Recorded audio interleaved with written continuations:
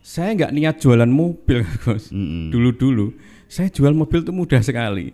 Ketika niat malah tidak laku-laku. Ketika niat dan butuh suntikan dana, ya kan, malah nggak laku-laku. Kalau kita tanpa meminta pun, tanpa berdoa pun, Allah kan sudah tahu semua sih sebenarnya. Allah memberikan sesuatu yang kita butuhkan, bukan memberikan sesuatu yang kita inginkan. Ya, lah makanya dari itu kan rasa dipikir-pikir gitu.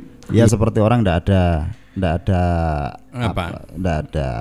strategi, tidak tertata. Saya masih ingat kata-kata Gus Dur ini. Ya, mungkin pernah dengar. Gus Dur mengatakan, janganlah memikirkan sesuatu yang bukan kapasitasnya. Tidak kapasitas kita. Ya.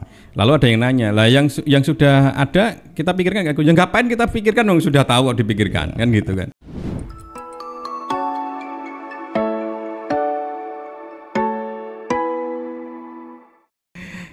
Hidup ini seperti panggung sandiwara. Jadi seperti kalau kita manusia ini seperti kayak seolah-olah naskah, skrip, storyboard itu sudah disediakan, sudah disiapkan oleh sang pencipta. Entah itu metodenya seperti apa. Itu banyak hal yang sekarang ini Kang Gus, hidup saya kayaknya tidak terkonsep kayaknya. Tidak terkonsep. Yeah. Artinya segala sesuatu yang saya rencanakan itu kadang malah amburadul, enggak selesai istilahnya. Tapi Allah mengganti nih. Kadang yang direncanakan A keluarnya adalah B, tapi B ini lebih tinggi daripada A potensinya gitu. Itu kenapa kayak gitu? Apakah yang saya alami itu hanya saya atau semua orang kayak gitu? Kan kadang ada orang yang punya cita-cita seperti ini terus terwujudkan, tapi kenapa saya kok nggak bisa gitu? Kenapa ini? Jadi gini, terkait dengan apa itu cerita tadi. Iya. Saya kira semua orang juga mengalami itu. Oh. Saya kira sama. Saya pun juga gitu. Contohnya gini biar lebih yang lihat ini biar lebih punya bayangan gitu. Istilahnya saya ini Kang Gus menikah saja itu sudah tidak sesuai rencana. Menikah, mencari istri aja udah kepleset-pleset ya, udah beda. Pekerjaan sampai kuliah pun itu yang harusnya saya inginnya ini tapi meleset gitu. Dan ketika saya legowo artinya itu wis nggak apa-apa lah gitu, itu malah dapat yang lebih bagus, artinya tidak protes gitu ya. Sampai sekarang makanya saya lihat langit ini, kalau terjadi apa-apa atau apa yang saya lakukan itu saya nunggu kabar langit. Contohnya misalkan saya menikah ya Kang Gus, saya tuh dulu pengen cita-cita itu pengen saya menikah di orang kesehatan lah, minimal perawat lah atau bidan lah, supaya bisa kalau orang tua saya sakit nggak begitu repot tahu tentang kesehatan. Meleset, dapatnya malah dokter.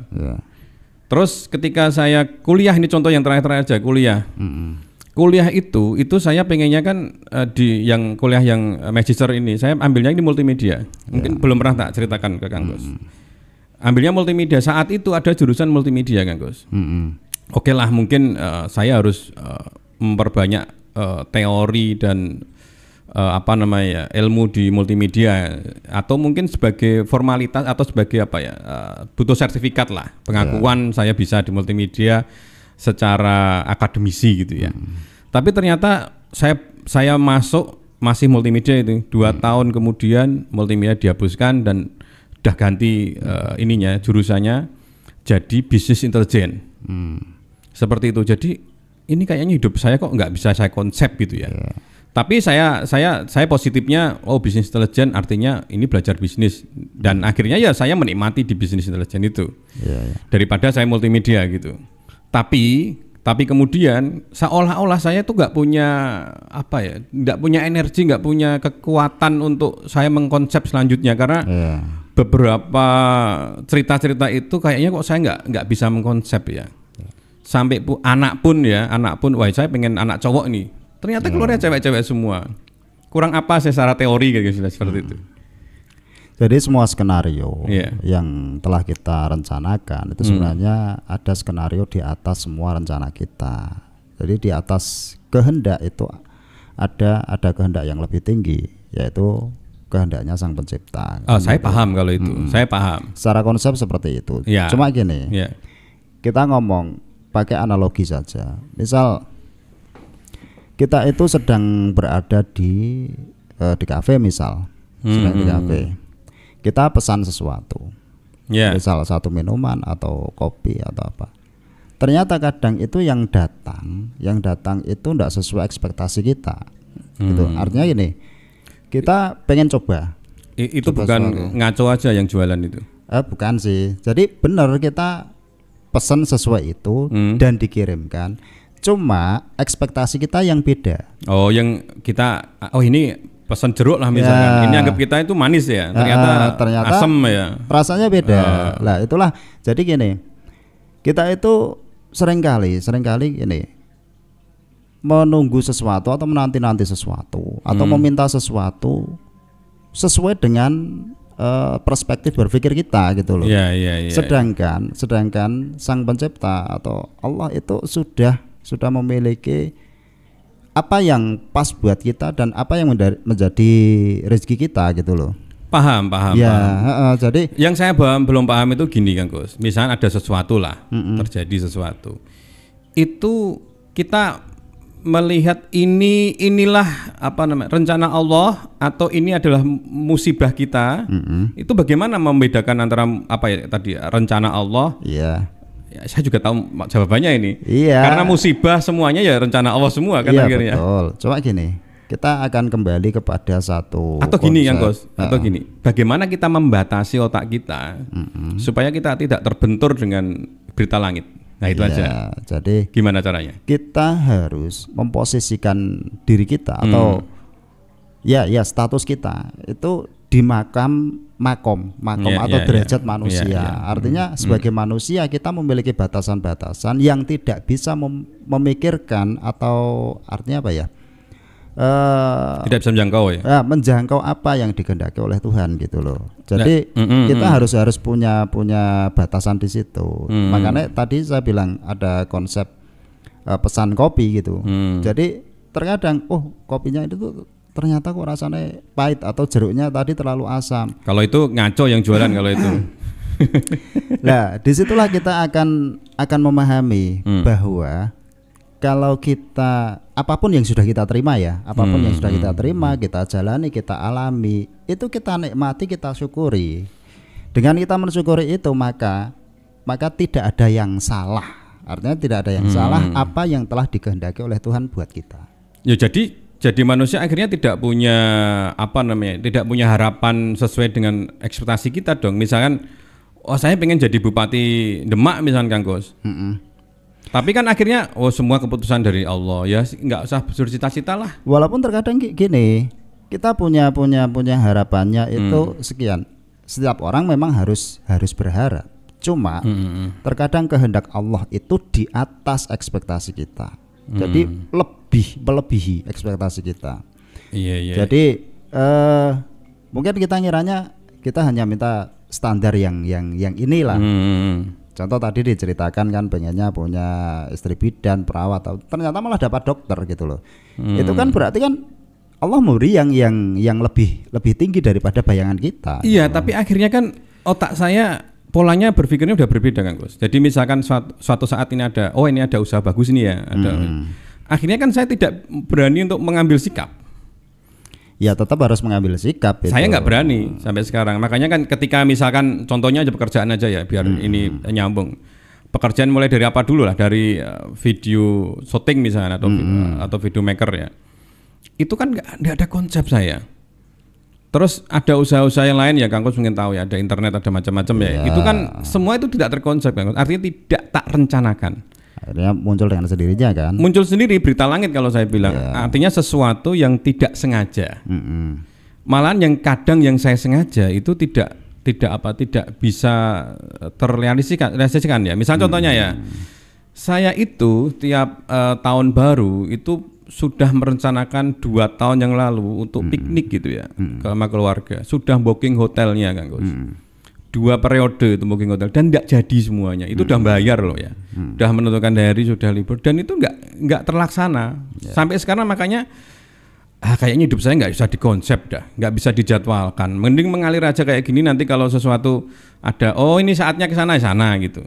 Artinya saya seperti itu sekarang, kayak mengalir aja ketika ada kayak air mengalir, ketika ada ini harus belok ya belok, ini belok kanan gitu. Akhirnya hidup saya seperti itu. Apakah sudah benar atau saya malah tersesat ini akhirnya? Itu benar secara praktek, artinya secara aplikasi atau implementasi ya dari teori yang ada. Kemudian gini, cuma memang kita harus tetap punya planning, harus tetap punya konsep gitu loh. Misal gini, kita tanpa rencana apapun, kemudian nanti di belakang hari terjadi sesuatu, minimal kalau kita sudah punya rencana, kita sudah bisa antisipasi, sudah punya. Nah, kalau ABCD harusnya seperti itu. Tapi nyatanya enggak. Coba kita dulu ketika kita bahas Kangkus, kapan-kapan kita podcast. Iya. Oke, enggak terlaksana loh kita. Enggak podcast 1 tahunan mungkin ya. Terus ketika tiba-tiba ngobrol. Tanpa disengaja, ya, sampai saat ini pun ketika saya ngomong ini Kang Kos saya nggak tahu juga kan. Temanya apa? Imbo gitu kan. Akhirnya kan ya kayak gini. Jadi kawan-kawan yang ngelihat podcast kita nggak ada perencanaan sama sekali. Bahkan Kang Kos mau dalil mau apa itu ya nggak ada yang direncanakan. Nggak ada skrip. Yang di otaknya aja keluar gitu kan. Jadi saya ngomongnya juga asal-asalan, asal ngomong yang saat ini ketika kita ngomongkan apa ya diomongkan. Makanya kalau di konsep itu nggak jadi malahan.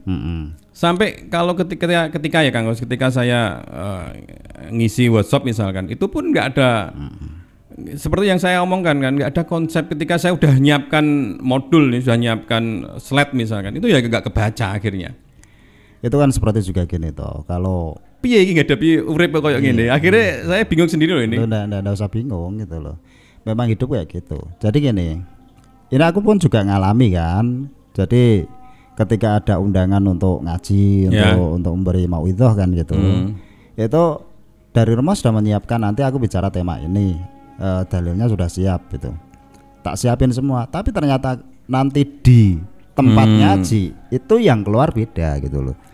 Ternyata itu menyesuaikan dengan kondisi audiens yang ada gitu loh. Nah ya makanya ya ini ngobrolnya agak nyantai karena saya harus berpikir karena sepertinya ini saya masih ngotot aja, kayaknya kok nggak perlu sih konsep hidup gitu. Tetap perlu. Kalau saya sendiri nggak perlu kan. Iya. Tapi bagi saya tetap perlu ada konsep gitu. Contohnya contohnya ya misalnya ya konsep secara umum sih iya ya, tapi jangan terlalu detail kalau saya. Misalkan saya nggak niat jualan mobil, Gus. Dulu saya jual mobil itu mudah sekali. Ketika niat malah tidak laku-laku. Ketika niat dan butuh suntikan dana, ya kan, malah nggak laku-laku. Kayak Kang Kos sudah tahu lah kita ngobrol di belakang kayak gimana kan, nggak terkonsep. Akhirnya kan Allah memberikan rezeki dari hal yang sesuatu yang tidak saya lirik gitu istilahnya, yang saya tidak pikirkan. Allah memberikan sesuatu yang kita butuhkan, bukan memberikan sesuatu yang kita inginkan. Ya, lah makanya dari itu kan rasa dipikir-pikir gitu. Iya, itu benar. Ya. Tapi kalau orang tanpa berpikir pun itu akhirnya juga menjadi hidup itu gimana ya? Ya seperti orang tidak ada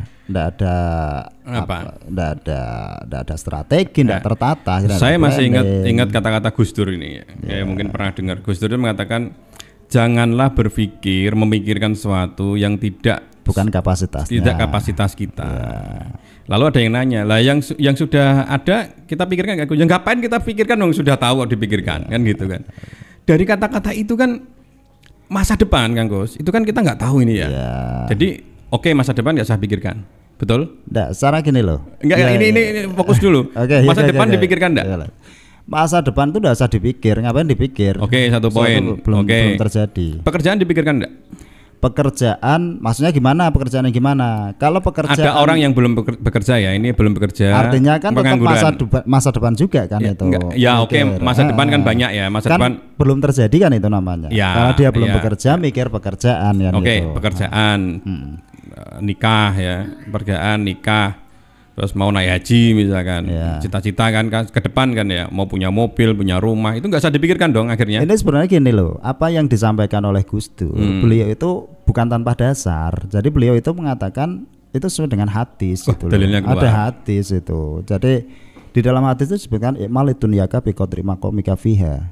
Artinya? Jadi beramalah atau lakukanlah untuk duniamu, sesuatu untuk duniamu atau bagi duniamu, biqadri maqamika fiha. Jadi sesuai dengan kapasitasmu gitu loh.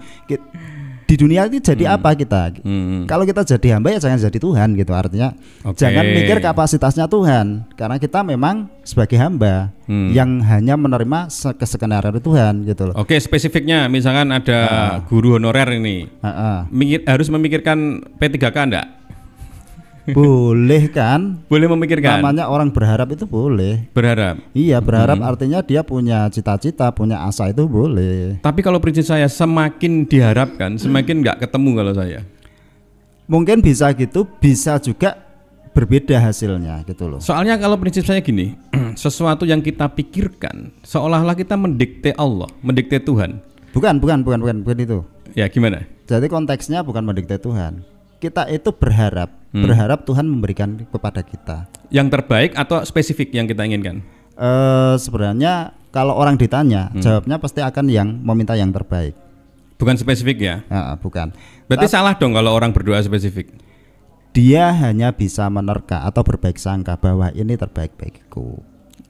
Jadi gini, tadi aku mau ngomong konsepnya itu sebenarnya terkait dengan prasangka.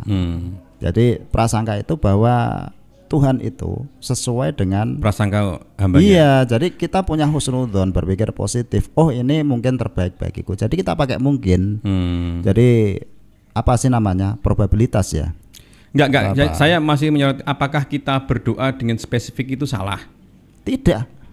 Benar. Bukan mendikte Allah itu. Bukan. Seolah-olah saya bos ini misalkan, saya bos, anak buah misalkan. Bos aku pengen HP ini terbaik gitu. Kayak dikte saya, saya tahu yang terbaik yang mana kok. Iya, harusnya kan gitu kan saya. Mungkin ini yang terbaik bagiku. Artinya gitu. Jadi gini. Contoh ya, kita itu diperintahkan untuk meminta, kan itu di Al-Qur'an kan ada. Kan berdoalah atau memintalah kepadaku, maka aku akan mengijabahi atau menjawab doa itu kan gitu, atau mengabulkan, memberikan kan gitu.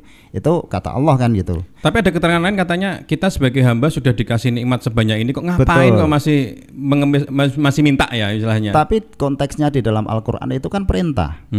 Kalau kita tidak meminta, maka kita termasuk hamba yang sombong malah, tidak menuhankan ya. Iya, tidak karena punya memang Tuhan. Kita harus memposisikan diri sebagai hamba yang meminta, yang mengemis gitu loh. Kita hanya bisa meminta. Kemudian ini terkait dengan doa yang spesifik ya. Terkait dengan doa spesifik itu gini. Contoh ya. Kita analogikan seorang anak yang meminta kepada orang tuanya. Ketika meminta dengan bahasa yang berbelit-belit, kira-kira orang tua tanggapannya gimana? Ya males lah ya. Males kan? Maka ketika dia minta dengan jelas, misal Pak, Bu, aku butuh ini, tolong diberikan kalau apa namanya, kalau dikehendaki lah, tolong diberikan gitu kan. Jadi Allah itu akan lebih suka dengan doa yang tidak jaim. Doa jaim itu apa? Dia itu butuh, tapi sok-sokan gayane mutar-mutar doa nih, berbelit-belit kesana kemari. Nah, bukannya doa Abu Nawas gitu. Saya tidak kuat di neraka loh ya. Konteksnya beda. Oh beda. Konteksnya beda. Itu doa yang berbeda. Maksudnya, kalau Abu Nawas itu kan seolah-olah kayak menjebak, ngeprank Allah juga kan.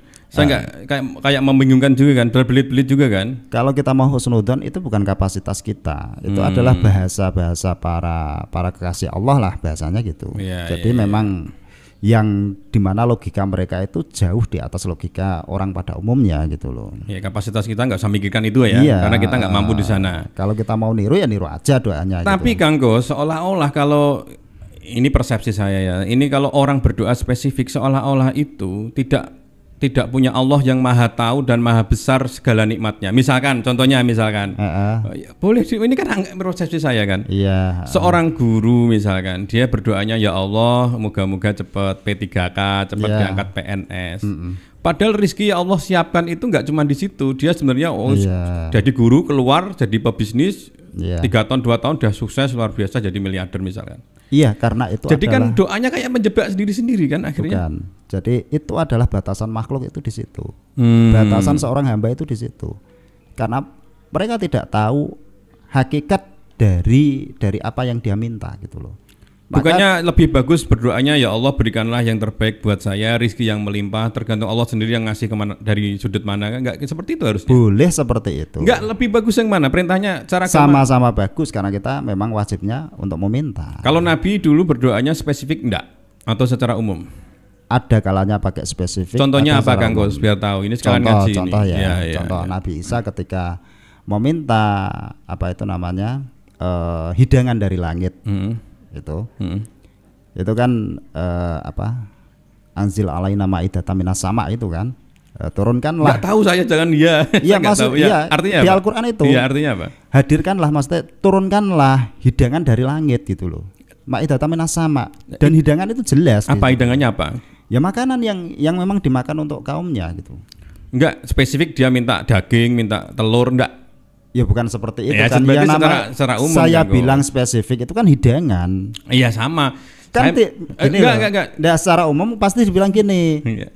Turunkanlah rizki gitu toh. Jadi tidak diperjelas lebih spesifik dan hidangan itu sesuai pemberian Allah kan gitu. Ya berarti kan ya Allah mudahkan rezekiku, mudahkanlah segala urusanku. Itu boleh, saya tidak melarang, tapi dengan spesifik. Enggak, ada konsep yang beda. Gitu. Ya, itu menurut saya bukan spesifik loh ya. Itu hidangan loh. Untuk menunya kan nggak spesifik. Lah itu beda lagi kan bahasanya. Ya, yang spesifik ada enggak? Yang detail? Ada. Contohnya apa? Apa contohnya? Contoh gini, waktu apa namanya? Nabi meminta turunnya hujan, itu kan spesifik. Ya, hujan nggak ada yang hujan macam. Hujan ada spesifik, hujan deras, hujan rintik-rintik, hujan salju. Itulah karena kamu banyak berpikir gitu loh. Dirimu terlalu banyak memikirkan hal itu. Enggak. Itu secara masih menurut anggapan saya itu masih secara umum. Jadi nggak spesifik. Iya, itu tetap naik bagiku itu spesifik gitu. Oh, oke. Kalau saya enggak, kalau hujan ya kan hujan ada macam-macam, hujan deras, hujan rintik-rintik, ada hujan 1 jam hujan. Artinya spesifiknya itu ya Allah turunkanlah hujan. Kalau guru kan hujan. spesifik kan Gus. Rizkinya ya minta ya Allah minta ini jadi P3K. Itu kayak nggak ada opsional lainnya gitu loh. Tetap gini loh. Ya gimana? Itu konteksnya. Konteks dalam meminta itu tidak dilarang dan tidak salah dengan itu. Oh berarti nggak ada larangan untuk itu. Tidak salah. Jadi gini loh, maksud saya bukan gitu. Iya, kalau kita terlalu banyak berpikir akan mikir, apakah Allah bukan maha mengetahui? Apakah Allah bukan maha mendengar? Apakah Allah bukan maha melihat? Yang dengan kita meminta sesuatu dengan ditunjukkan harus aku minta ini gitu. Iya makanya gitu. Saya itu punya pendapat jangan sampai meminta secara spesifik. Karena kita terlalu banyak berpikir dengan itu. Bukan. Anggapan saya malah bukan itu, malah kebalik kan Gus. Anggapan saya malah gini, Allah itu maha tahu. Iya. Jangan sampai kita itu meminta sesuatu yang hanya kapasitas yang kita tahu. Lah karena kita sebagai hamba ya kapasitasnya segitu. Maksudnya kapasitas yang kita tahu gini loh, maksud saya gini. Rezeki ini kan banyak dari mana-mana, tapi seolah-olah kita sudut pandangnya hanya rezeki dari satu titik ini. Iya. Itu paham. Jadi itu kembali gini loh. Ini dengan meminta dengan mengatakan A B C D ya. Dengan A B C D dengan lebih spesifik itu boleh-boleh saja dan sah-sah saja. Itu tidak ada masalah tanpa mengurangi keagungan Allah gitu loh. Oh. Tanpa mengurangi keagungan Allah. Jadi gini loh. Orang itu contoh ini ada pernah terjadi seorang ahli ibadah itu minta, "Ya Allah berikan aku uang 2000 dinar." Nah, itu spesifik gitu. Nah, iya gimana? Ya diberikan. Oh. Jadi apakah itu salah? Tidak salah sama sekali. Enggak, saya tuh pengen ini kan kita kan ngikutin istilahnya gundelan kelambine Nabi Muhammad ya. Iya. Nabi Muhammad pernah spesifik enggak secara detail? Pernah. Nah, ya apa contohnya? Jadi ada beberapa kisah gitu terkait dengan Nabi.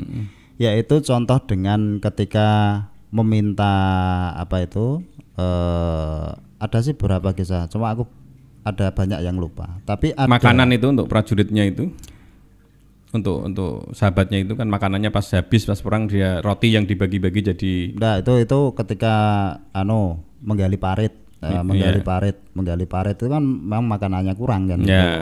Akhirnya meminta sesuatu dan itu saya anggap juga spesifik gitu. Oke. Jadi berdoa secara spesifik nggak ada masalah ya? Nggak ada masalah. Nggak ada masalah. Jadi gini, ini tak contohin. Aku mengatakan itu boleh dan sah-sah saja dan aku juga melakukan dan itu memang bersanad. Artinya bersanad itu aku punya guru yang mengajari itu. Artinya gini, kalau kamu minta sama Allah jangan pakai jaim. Jaim itu apa? Enggak, saya enggak bahas masalah sampai situ tadi. Iya, artinya gini. Bagi guru saya, ini yang diajaran saya. Orang jaim itu gini. Dia butuh sesuatu, tapi dia seolah-olah bahasanya muter-muter, berbelit-belit. Jadi kalau butuh, kamu butuh apa? Butuh uang. Ya Allah minta uang gitu. Ya Allah minta ini. Walaupun Allah itu maha mengetahui, maha apa artinya, maha mendengar, maha melihat dan lain-lain kan, serba maha kan gitu. Cuma kadang gini, kita itu memposisikan diri kita itu sebagai hamba yang butuh, hamba yang butuh. Jadi kalau kita akhirnya, contoh lah, kalau kita tanpa meminta pun, tanpa berdoa pun, Allah kan sudah tahu semua sih sebenarnya. Ya, dan maha pemberi kan, itu tetap otomatis diberi kita. Tanpa minta pun kita akan diberi, karena memang sudah menjadi hak kita. Cuma kan kembali lagi kita diperintah untuk berdoa. Oh, jadi berdoa itu kapasitas hanya perintah ya. Istilahnya Allah pun sebenarnya sudah tahu kita lah. Iya. Ibaratnya ada yang mengatakan bahwa kita berpikir besok tidak bisa makan, itu penghinaan pada Allah kan sebenarnya. Karena kita sudah dijamin makan sampai besok dan seterusnya, kita semua makhluk sudah ada jatahnya istilahnya gitu ya. Tapi kita diwajibkan tetap berdoa karena kita ada kapasitas, kita hamba dan ya Allah adalah sang Tuhannya ya, sang pemberinya istilahnya seperti itu ya. Nah, terus kembali lagi ke depan tadi Kang Gus, yang saya merasa ya seolah-olah saya ya sekarang kayak bola itu ngelundur wae. Iya, artinya gini, apapun yang kita alami di dunia ini, kita kan masih di dunia. Jadi kita itu ada di tahap suatu fase gitu, fase hidup di dunia. Jadi yang terutama adalah apapun yang terjadi kita selalu berhusnudzon gitu loh. Kita berbaik sangka. Artinya kita berpikir positif. Seperti tadi dibilang, ketika kita sudah merembet ke bahasan doa, maka yang utama adalah bukan di doanya tadi. Mau doa spesifik, mau doa secara umum. Kalau mau doa secara umum, sapu jagat itu sudah cukup. Robbana atina fid dunya hasanah wal akhirati hasanah wa qina adzabannar, sudah cukup. Cuma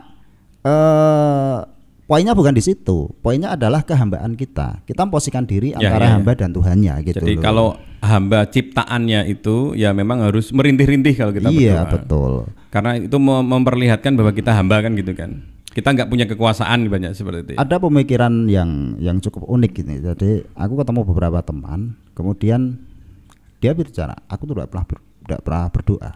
Gitu bilangnya. Ya kenapa tidak pernah berdoa? Aku tuh malu sama Allah. Aku itu banyak dosa, tidak pernah menjalankan perintah Allah, artinya masih malas menjalankan perintah kan gitu. Terus larangan-larangan masih aku terjang gitu, dan itu membuat aku malu ketika harus meminta kepada Allah. Nah itu bagus, tapi disitulah letak celah. Ya, paham. Celah itu, celah di mana diri kita itu lupa dengan keagungan Allah yang maha pengampun dari segala dosa. Bahkan ampunan Allah itu lebih luas daripada dosa-dosa makhluknya kan. Oke. Ini kan sudah melebar ke doa sebenarnya. Tadi kan awal kita ngomongnya kan tentang segala sesuatu hidup ini perlu perencanaan atau enggak ya? Tadi ya kayak gitu ya. Tetap kita harus berencana. Harus punya cita-cita biar kita sebagai manusia harus tetap menjalani hidup ya dengan skema-skema yang ada ya. Hidup dengan kapasitas kita sebagai manusia, sebagai seorang hamba. Artinya gini, kalau kita, walaupun kita mengerti ya, tapi gini saya stop masih ingat. Kalau berserah diri akhirnya enggak ada dong. Berserah diri. Contohnya misalkan Kang Kus punya uang di dompet 100.000. Ya toh. Biar sekalian habislah kita berserah diri pada Allah, uang 100.000 dikasih ke orang tua, sudah selesai. Artinya kita nggak punya rencana dong itu. Ada. Apa rencananya? Di situ ada konsep. Iya kan, makanya kan penghambaan lagi kan. Allah kan, makanya kan kita nggak ada rencana. Berarti itu kan rencana juga masuknya ke dalam. Jadi gini, itu berarti saya juga rencana dong. Iya, itu namanya sisi-sisi kemanusiaan. Artinya sisi-sisi kemanusiaan itu adalah sifat basyariah yang tidak bisa kita tinggalkan. Yaitu kebutuhan kita kepada Allah, kebutuhan kita kepada planning, perencanaan itu. Akhirnya gini loh maksud saya Kang Gus. Kita punya uang di dompet cuma 100.000, udah kita kasih ke orang lah, habis kita. Artinya kan kita kan nggak punya rencana secara akademik mau apa kita mau dihabiskan kan. Akhirnya kan kita kembali ke langit lagi kan. Lah itu termasuk rencana gitu loh. Iya itu masuk rencana kan. Jadi saya nggak bisa disalahkan dong tadi. Iya, tapi gini loh. Saya itu hidup ini sekarang tidak terkonsep. Saya ngikuti kabar langit. Kabar langit itu dari mana-mana ya? Mungkin dari omongan Kang Gus bisa, dari omongan orang tua bisa, boleh. Dari mana-mana bisa kan? Iya, pemikiran seperti itu boleh. Cuma gini loh. Iya. Kita kembalikan. Diri kita itu manusia yang memang harus berencana dengan apapun. Jadi gini, aku kan pernah bilang gini toh. Gini. Ya. Kalau ngomong itu memang benar ya. Kalau direncana memang iya, karena hidup rencana. Apa sih rencanamu? Ya saya di muka bumi ibadah untuk apa? Untuk akhirat. Ya memang rencana. Tapi yang saya spesifiknya tadi tentang pekerjaan ya. Iya, pekerjaan. Iya, aku ngomong ke situ. Iya. Aku ngomong ke situ. Jadi ini pekerjaan loh Kang Gus. Kita batasi loh ya. Iya. Ini aku ngomongnya ke situ. Iya. Jadi selain dari hal yang tak sampaikan tadi, ini aku mau ngomong ke situ. Jadi gini, kita sebagai manusia itu diberikan bekal, artinya akal pikiran, diberikan ilmu, pengetahuan. Lah, dalam kita menjalani konteks kita sebagai manusia tadi, kalau disesuaikan dengan hadisnya ikmalid dunyaka biqadri maqamika fiha kan, kita menjalankan sesuatu sesuai dengan kapasitas kita sebagai manusia di dunia ini, ya harus pakai rumusnya manusia gitu loh maksudnya. Maksudnya rumus manusia itu apa? Kita dalam pekerjaan harus punya rencana, punya planning dan lain-lain walaupun hasilnya beda. Itu masuknya ke konsep apa namanya? Ada konsep tawakal dan ikhtiar di situ. Nah, ini saya jelaskan lagi nih, saya terjebak, saya disalahkan nih nanti. Saya bekerja setelah ada pekerjaan bisnis ini, ya saya rencanakan. Iya. Ya, tapi aku paham. Yang saya maksud tadi ide bisnis ya. Iya. Ide bisnis, jadi akhirnya kejadiannya kan tidak sesuai dengan rencanamu. Nah, itulah namanya harus tawakalnya di situ. Maksud saya gini, saya punya ide sesuatu itu tidak usah saya pikirkan. Ya. Karena selama ini kan dari multimedia, terus internet, terus pengadaan barang itu boleh kan seperti itu, cuma gini loh. Tidak ada yang tak saya rencanakan. Artinya semua mengalir aja tiba-tiba gitu. Iya. Kalau ada orang mengatakan urepmu gimana? Urepku ki gelundung. Nah, mengalir kan gitu. Apa itu benar. Itu benar, itu tidak salah. Cuma aku ngomong. Tapi kalau sudah gelundung tadi, ketika udah tiba dalam satu hal, ya kita pikirkan. Lah, tetap bukan gini kita langsung non mikirkan. Bukan. Maksudnya gitu. Makanya kita harus kembali kan. Kita itu sebagai manusia yang memang rumusnya seperti itu. Kita itu punya ikhtiar, punya upaya sesuai dengan kehendak kita, dengan kapasitas kita. Cuma di atas kehendak kita itu ada kehendak Allah gitu loh. Sebenarnya gini Kang, yang menentukan semua. Asik ini. Sebenarnya gini. Saya punya kapasitas untuk berpikir itu. Iya. Tapi saya memasrahkan itu kepada Sang Pencipta. Boleh. Iya kan? Dan itu tidak salah. Nggak harusnya seperti itu atau kebalik. Kebalik artinya kita punya konsep, kita jalankan, nanti terserah hasilnya Allah. Itu kan jawabannya adalah pengambilan sikap. Apakah artinya kalau tadi kembali ke tadi bahwa Allah itu sesuai prasangka hambanya. Akhirnya konsep itu kan beda-beda akhirnya. Setiap hamba punya konsep yang berbeda. Tetap beda. Iya kan? Beda. Ada yang konsep dia yakin dengan sesuatu Allah pasti ini baik ini. Ya. Allah pasti akan mendukung lah, akan restui lah ibaratnya. Makanya kita tapi ada konsep lain yang mengatakan bahwa ini kalau saya jalankan, ini saya terlalu dini ini, saya terlalu mendikte Allah ini. Saya harus menunggu kabar ini. Cuma kan tidak mutlak seperti itu. Nah ya makanya kan kebenarannya akhirnya kan personal orang beda-beda. Nah maksudnya ke situ. Karena Allah sesuai dengan prasangka kita. Kalau kita prasangkanya seperti itu ya sudah seperti itu kan konsepnya. Jadi gini, ada jalan-jalan yang bisa kita pilih sesuai dengan. Makanya tadi tak bilang kan pengambilan sikap. Pengambilan sikap itu gini. Kita mau bersikap seperti apa? Yang penting kita tidak melupakan kewajiban kita untuk berpikir positif, gitu loh. Maksudnya kita itu pakai rumus seperti apa? Jadi ada rumus ABCD, konsep ABCD itu semuanya bisa berjalan dengan personalnya masing-masing, gitu loh. Jadi tidak selalu kalau itu berlaku bagi saya terus berlaku bagi orang lain, gitu loh. Nabi Adam itu ketika di surga itu kan dia nggak berpikir sampai ke dunia ya, karena Allah sudah menakdirkan di dunia ini, maka men-setting narasi iblis itu akhirnya seperti itu kan. Artinya kan Nabi Adam aja nggak terkonsep loh hidupnya. Dia ngikutin aja loh alur yang dibuat Allah. Kalau kita enggak. Ya kan? Kita kalau saya prinsipnya ngikuti alur aja.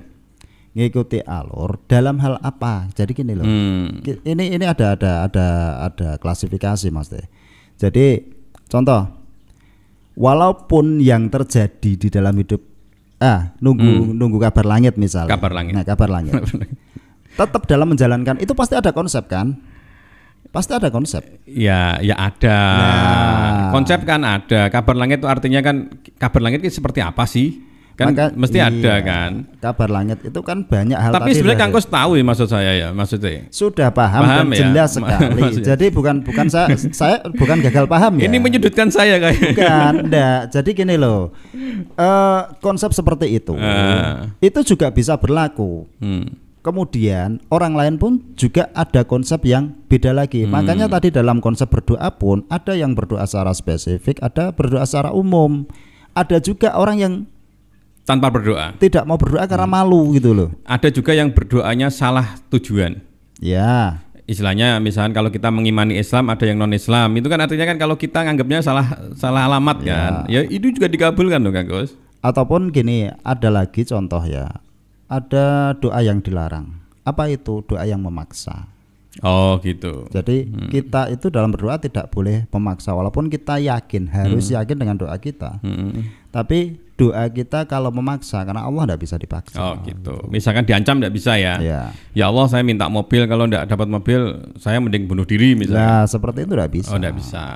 Gitu. Ya ini sudah terlanjur kita ngomong doa ya, doa. Doa yang misalkan kita mendoakan kejelekan orang lain bisa enggak? Menjelekkan orang lain, misalkan menjatuhkan orang lain. Itu termasuk doa yang dilarang. Oh dilarang juga ya? Doa dilarang. Jadi kita tidak boleh, kalau doa sudah untuk kejelekan orang lain, itu artinya kita sudah masuk ke ranah melaknat artinya. Berarti, mengutuk. Mengutuk berarti menggantikan posisi Allah ya? Iya. Ya, oke. Oke, masalah doa. Sebenarnya saya mau mengulas tadi loh yang di awal-awal tadi tentang skema hidup ya. Iya. Karena skema hidup memang beda-beda Kang. Memang beda-beda ya, memang beda-beda. Kadang yang ya memang konsep saya berubah Kang Gus. Jadi kalau saya beralgoritma itu sudah tak rubah. Kalau dulu saya penuh dengan konsep. Saya orang idealis, penuh dengan konsep. Tapi ketika sudah saya egonya sudah tak tahan, akhirnya sekarang secara garis besar itu sama. Secara garis besar sama, tapi secara spesifik, secara personal itu akan berbeda gitu loh. Oke, jadi setiap ini boleh model seperti saya, model yang spesifik boleh. Jadi tidak ada kita tidak mau intervensi orang lain. Harus seperti ini enggak. Ini kan hanya cerita bahwa hidup saya itu kayaknya tidak terkonsep gitu ya. Karena semua yang tapi padahal juga terkonsep sebenarnya gitu loh. Iya, tahu itu. Ada yang ginilah dirubah, ada yang terkonsep, ada yang enggak gitu ya. Gitu, ya.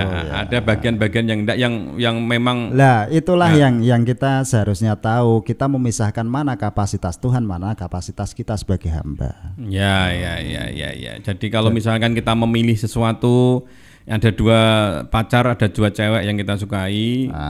Ini kapasitas Allah loh ya. Kadang kita nggak tahu kedepannya yang baik yang mana, ya kan? Nah itu kapasitas Allah. Kita jangan terlalu ambisi, jangan terlalu meyakini bahwa si A ini paling ini solehah bener ini sampai ya jangan ya. Padahal karena itu belum tentu. Ya kan itu kan. Jadi ada artinya kan bener nih.